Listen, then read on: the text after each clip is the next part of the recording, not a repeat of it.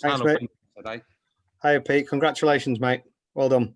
I guess you went to a Halloween party yesterday, Dave. How can you guess? Well, because you weren't here. You're right. You're right. Did you not get my message with the face paint the other day? Yes, I got it. Yeah, very good. Yeah. We'll not share it with everyone else, but the kids got to me. So yeah. Oh, please share it. So well done, mate. Peter, you probably know everybody, but we've got representatives from all around. So we've got Kevin and Patrick from Germany as well, Jim from over in Ireland, and then all the usual faces from the UK. But Josh is just going to lead it off tonight from our side, and then pass over to everybody else. Okay, mate. Okie dokie. And then just after at the end of the video bit, Rob Moll from the Sun will just have a few extra questions off camera as well. All right, mate. Okie dokie. Lovely. Thanks. Okay. Peter, congratulations. Tell us what it means to you to add a new title to your expanding collection. It was great. Obviously, I've never made a final of this before. Being a couple of semi-finals, it's nice to actually get into the final and actually win it, pick up the trophy, and obviously play against James Wade, who's he's won this and he's a quality player. So to get the win, I'm really happy. You've averaged over 103 across the whole tournament, which is obviously amazing, but you've got very high standards. You want to keep pushing that higher. Do you think you could be the pace setter going forward? It's okay for a start. We'll look at the Players' Championships and the ones that come in on the floor tournaments, and then I think I'll start hitting some big averages down there. Just one more from me. Looking ahead to the rest of the year, the ultimate ambition must be to become back-to-back world champion and world number one. I think I can do it. The world champion bit. If I get to number one, I'll get to number one. It's not a target at the moment. It's to actually pick up the Sid Waddell Trophy again. That's the main target. Great, thanks, Peter. I'll let everyone else crack on. Peter, just going off what Josh said there about the Worlds, the form you're in right now, do you make yourself the favourite to lift that title? No, not really. We've got a long way to go, haven't we? We've got obviously the Grand Slam. We've got 5 floor tournaments, and then obviously we've got the Players' Championships finals. So it's a long way to go, and I could slip over and then break my wrist. I don't know. Or I can just pick up Joe's suitcase and put my shoulder out. You again tonight. Are we getting a little bit superstitious as well? Because we see you in purple on a finals night as well, and that's becoming a regular habit for yourself. It didn't work against Gezi and when I played him in the World Series thing, but I suppose that didn't really matter. He wasn't ranked. Is it something subconsciously you're thinking about? Yeah. Obviously, I've got a pair of trousers that I'm saving for the finals of the Worlds, and it's got a bit of purple in it, so could be. Looking across the whole weekend, as Josh said there, your averages were astronomical at times. The rest really seem to have done the world of good. And do you think more players need to manage their schedule better, like yourself? Oh, everyone's different, Obviously, Michael's young, and he's got to do what he's got to do to try and get himself back. He thinks he's got to play all these tournaments to try and get himself ready. Obviously, I'm 50 years old. I know what I needed. I needed the time off and to press a reset button, and obviously, lucky enough, it worked. Peter, pleasure as always, mate. Thank you very much. Yeah, Paul, thank you. Hi, Peter. Congratulations on another title. That's 3 this year. We're getting to the business end of the year now. Is this the first real step on the ladder towards retaining that title? Yes, it's good practice for it. Yes, definitely. Michael's won this many times, and it's been good for him. So, a bit of luck, maybe it's good for me. It's been a good weekend for you because you've reasserted yourself as the dominant force in darts. You've beaten Gerweyn, which is a massive statement, as you admitted yourself. Michael went out. You're back at the top. I mean, does that give you an overall feeling of that awe about yourself and a bit of belief again? I feel good with my darts and feel good the way I'm, standing and everything. And I've got a few things to sort out, and I think I can only get better. And just finally from me, we have this ongoing debate about which darts you're going to use, but the most important thing for me is, what's Joe telling you what to do these days? Keep telling me what's for dinner. She's not telling you which darts to use these days because you ignored her for long enough. No, she just lets me get on. I know in my own head what I need, and 9 times out of 10 I know what I need, and I like proving them wrong. Good stuff. Well, listen, congratulations and thanks for your time, Peter. Cheers, Rob. Thank you, bud.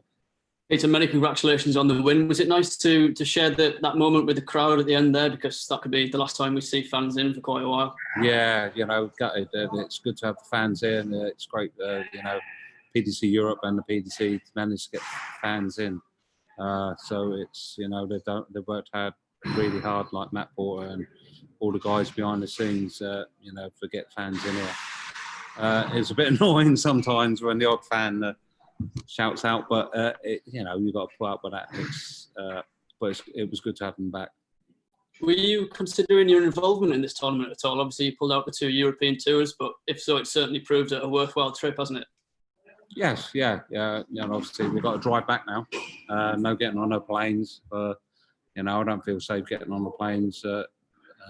It's not the customs or whatever doing their job properly. It's the idiots who are not abiding by the rules. And all it takes is, with Miss Splendor and obviously an AD and that in the last tournament as well. So, you've got to be extra careful. And at least I know it's us 3 travelling in the car, and that's it. So. Just finally from me, even with 2 big majors in between, is the World Championship something that's in the back of your mind, even at this stage? Of course, yeah. I know it's, just went 6 weeks roughly. So hopefully, fingers crossed when it starts. And 6 weeks ain't a lot to get yourself ready. So, it's up to everyone else to try and get ready. Thanks, Peter. Congratulations again. Thanks, buddy.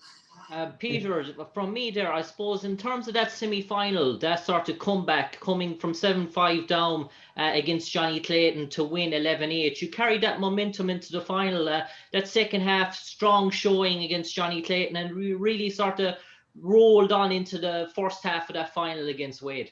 Yeah. I don't know. I must have been nervous or something. I can't explain it. That first session, I went in 3-2 down, playing absolute rubbish. So I just thought, if I can settle myself, and maybe I was moving about too much on the hockey. I don't know. I can't explain what it was. Then obviously Johnny miscounted with 111, and he took out 101 as well, which helped. So I suppose luck was on my side tonight. Yeah, and I suppose, Peter, in terms of the final, you were always able to keep Wade within that sort of distance. He never really got back to within one leg or sort of stuff. You were able to just keep him at a distance throughout. Yeah, that's obviously you've got to try and do that with James, because he can just reel off 11 darts, 12 darts, 9 darts. You've got to try and keep him at bay, and lucky enough I did. And I suppose, lastly for me, Peter, does this really banish the memories of that Grand Prix sort of showing, coming back in form? Because I know you're probably hugely disappointed with that. Yeah, obviously, I'm really gutted, obviously, for the Premier League, and then obviously the Grand Prix and the match play. So, that's nice to win this one. Cheers, Peter. Thank you, Jim. Cheers. Peter, you mentioned about the travel you've had to do this week. In many ways, is it a relief that you'll be in Coventry for the next few weeks? Yeah, I'm going to be locked up in Coventry for 3 weeks. It's going to drive me mad, but I'm looking forward to it. It's just going to be darts. There's obviously going to be ups and downs, because everyone's not going to be on form for every single day. But there's going to be, loads of 9 darters and special moments. So looking forward to it. Obviously, you won't be at the World Cup of Darts next weekend, but what are you going to be doing over that weekend? Taking a bit of time to relax? Oh, I'm going to be relaxing and then watching Scotland go and pick the trophy up. Yeah, come on, Rob and John. Fully behind Rob and John then the next weekend. Definitely. Yes. Oh, brilliant. Cheers, Peter. Next. Peter. Hey, you spent a lot of time with Dimitri Vandenberg at the lockdown. Now he won a major and you won a major. What did you do during those days? Well, I rang Dimitri up and asked for advice how to win a major. Not really. I know. Well, I was going to invite him over for Christmas, but obviously with all the new rules and everything, unfortunately we can't do that. So we would have a nice practice together, ready for the World Championships. But unfortunately that can't happen. So I'll just practice on my own or against Joe. So there's still no solution for the World Championships. What solution would you prefer? Playing in which city for fans or none? Which solution would you prefer? And would you travel by plane if the Worlds will be in another country? No, we'll drive. No matter where it is? No matter where it is. We go on a boat. We're going to Australia. We get on a boat there. It might take me a couple years to get there, but we get there.